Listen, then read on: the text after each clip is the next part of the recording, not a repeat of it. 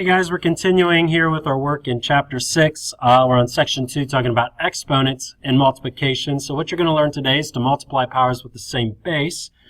I need you to make sure you copy this into your notes, multiplying powers with the same base. To do that, you add the exponents. So a couple examples here. I have 3 to the second power times 3 to the fifth power. You would just add these exponents, and that would be, now you may be asking yourself, why does that work? Well, you don't need to copy this down, but just to show you, 3 squared, hopefully you know, is the same thing as 3 times 3. And then 3 to the fifth, an exponent means the number of times the number is a factor.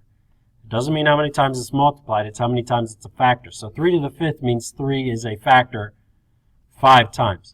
So this right here means the same thing. Now, because this is all multiplication, all right, because this is all multiplication, these parentheses are entirely unnecessary. So I could just erase these here, and it doesn't change the value of this whatsoever. Well, an exponent, as I just said, represents the number of times a number is a factor. So I could rewrite this whole thing as 1, 2, 3, 4, 5, 6, 7. That's how many times 3 is a factor, so it's 3 to the 7th. All right, this is just the quick way about it, but this right here is why it works. So I add the exponents if the bases are the same. Notice that the 3 and the 3 are the same number. It has to be that way. If these bases are not the same, you do not add the exponents. And ideally, after you do this a few times, you just skip straight to this. You see it very quickly, and you just add 2 plus 5. It's mental math, real quick, real easy. Algebraically, it'd be a to the m times a to the m. Notice the bases are the same. So I'm going to add the exponents. Let's keep moving on. Otters are funny animals because they say funny things like this. I think you've confused me with someone who builds a dam. That's funny. All right, so multiplying powers, write the expression negative 2 to the third times negative 2 to the fifth using a single exponent.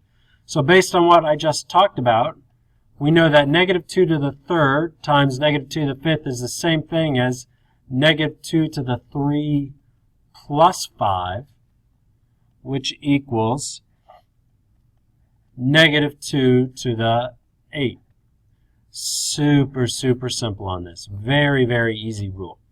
All right, so, I mean, that's it for this. So here's one for you to try. The answers will be up in 3, 2, 1. All right, there you go. So that's 6 to the fifth, and that's 3 to the 6th. Remember that if there is not an exponent, the assumed exponent is 1. So be careful with that. All right, so the way you find the area of a rectangle is you multiply the width by the length, length times width. So this is the same thing. To find this area is going to be this, x squared times x, and that x is an assumed coefficient of 1. So I'm going to write, or assumed exponent of 1. So I'm going to write that in there. Same basis, which means I add the exponents.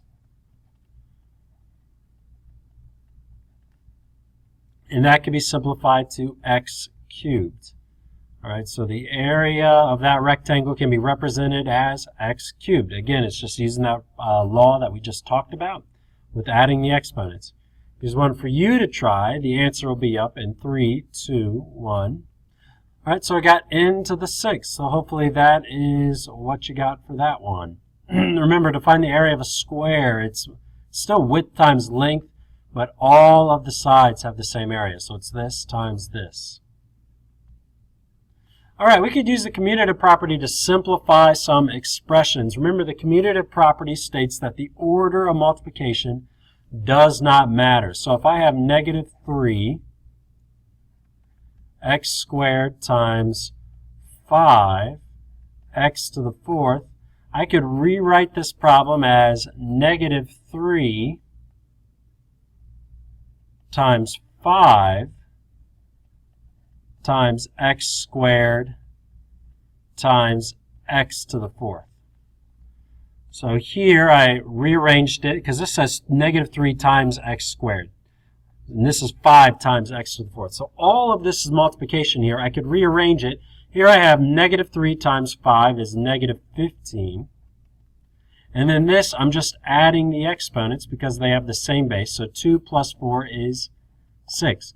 So this whole thing, and this really is the point of the lesson, is being able to simplify something that looks like this. This is so much simpler than this. Notice it's smaller looking.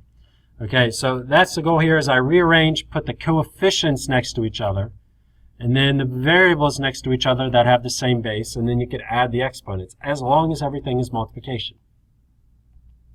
All right, so here's a couple for you to try. The answer will be up in 3, 2, 1. All right, so here's what I got. I rearranged the 2 and 3 and put that in front, put the a's in the back. Same base, so I added the exponents. Over here, put the -4 and the -3 in the front. Multiplied those and got positive 12. And then the y to the 5th and y to the 5th have the same base, so I add the exponents for that one. And I believe that's it for today. Yeah, really short lesson, which is nice for you. Make sure you have taken good notes, and I will see you in class.